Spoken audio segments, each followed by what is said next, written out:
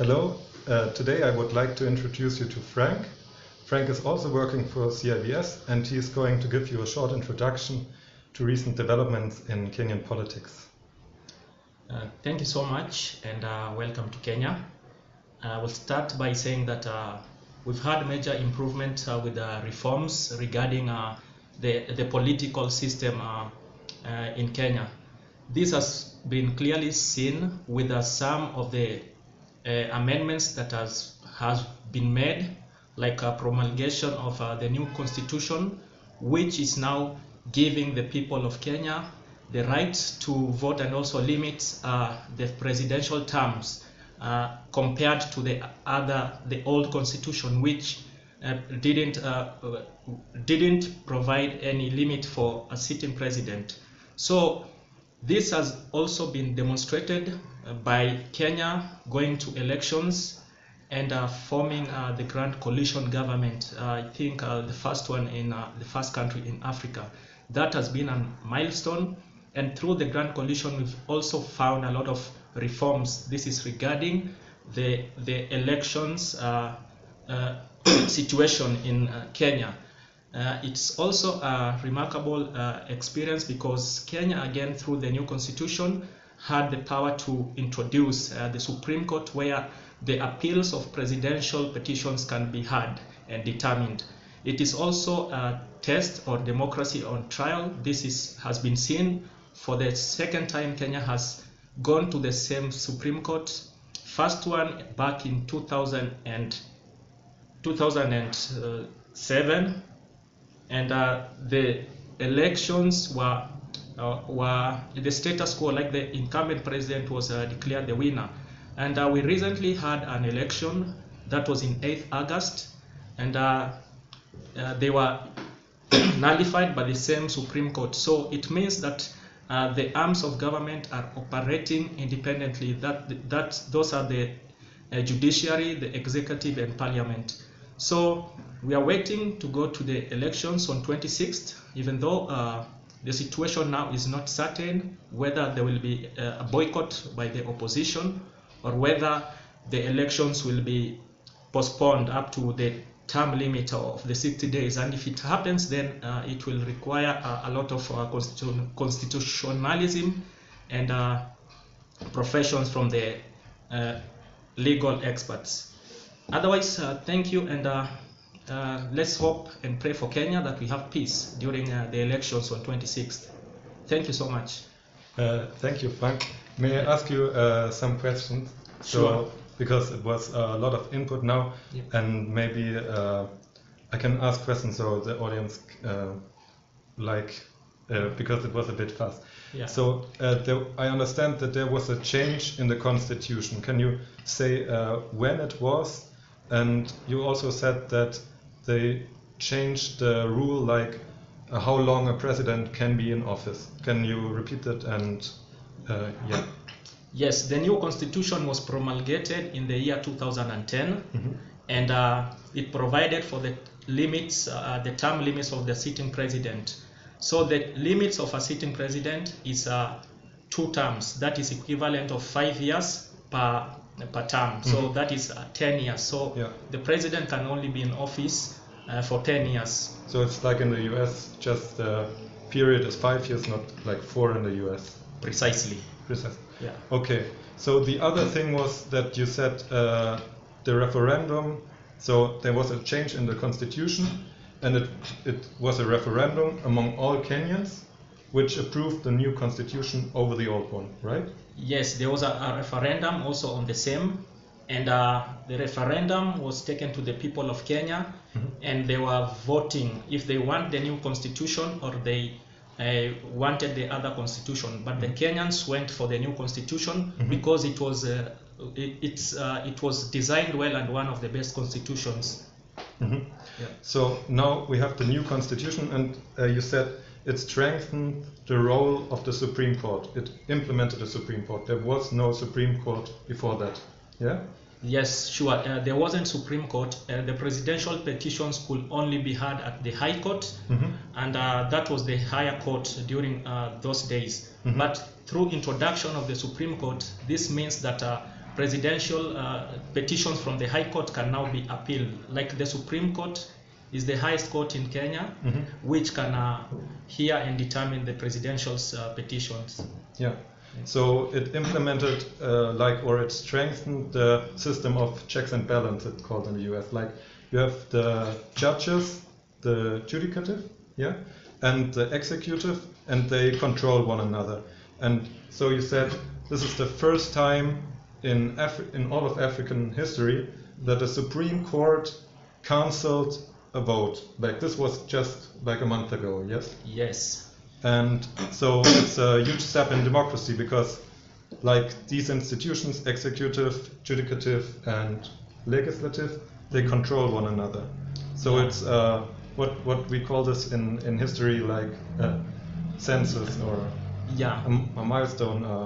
It's a milestone, because the three arms of the government, like you say, the executive, judiciary, and the legislature, they operate independently. In that both of them have their implementation, and no one can interfere with the operations of the three arms of the government. Yeah, and I understand that this all was possible because the new constitution was introduced via the referendum, because now the Kenyan people said, like, we want this new constitution, we want this new Supreme Court with all its abilities, and so the President Kenyatta can't say no or do anything about it. Yes, that is true. He can't say anything, but again, with the current system of government, the other arm of government, which is the legislature, it is the parliament.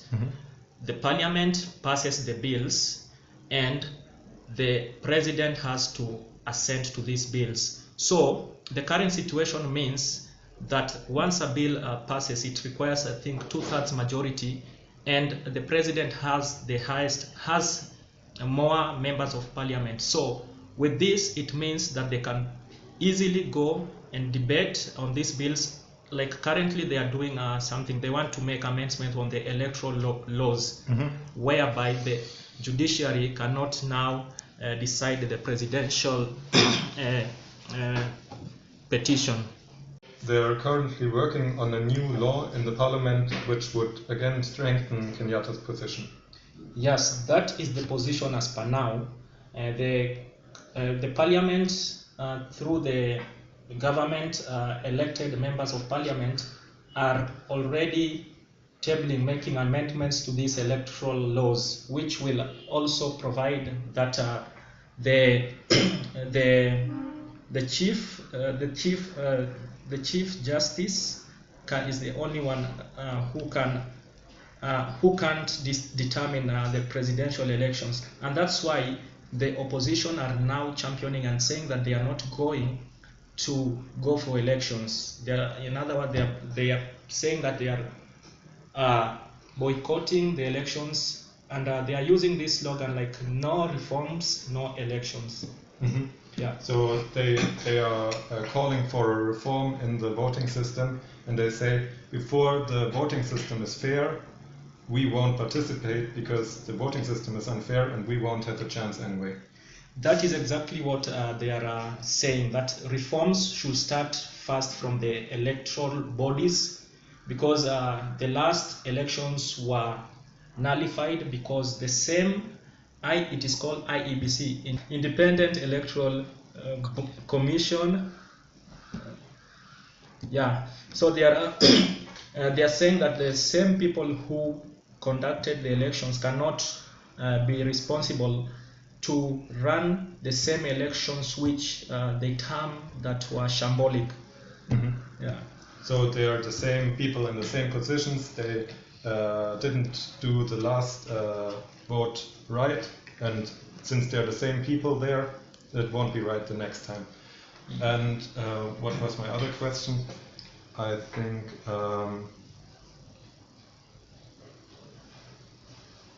so the opposition, they are boycotting the new election, and you told me earlier that the chief of the opposition party, he is not in Kenya right now.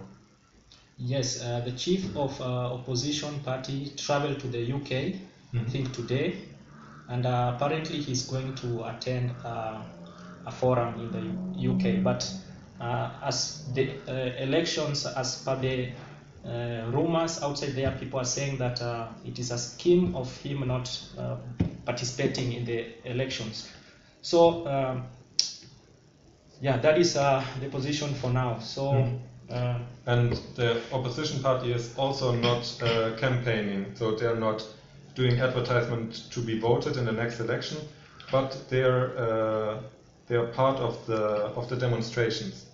Yes. They organize them? Yeah, the opposition have organized demonstrations. This is basically, they want to remove the IEBC people, the ones who conducted the elections. They are saying that they can only go to elections if all the people, or if everything is, everybody who conducted the elections, especially the chairman and the chief executive officer, they have to go. So that those are some of the conditions that they are saying that, and that's why they are demonstrating. They are holding peaceful demonstrations on Mondays and Fridays. I understand recently they said it will be 3 days a week.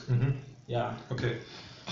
And so another question is, what will happen? So now the elections, the Supreme Court said the elections were not fair, but Kenyatta is still in office, but he will have to leave in 60 days, yes? After the last period ended. And then who will be in charge of the government, and where does the power of the state lie? Once, because the constitution provides, like, if the elections are nullified, fresh elections should be conducted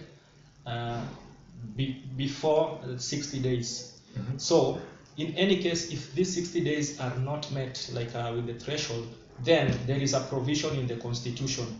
It states that in case the president is not in office, or the deputy president is not in office, then the Speaker of the National Assembly takes care of the government, like he becomes the president, like the caretaker.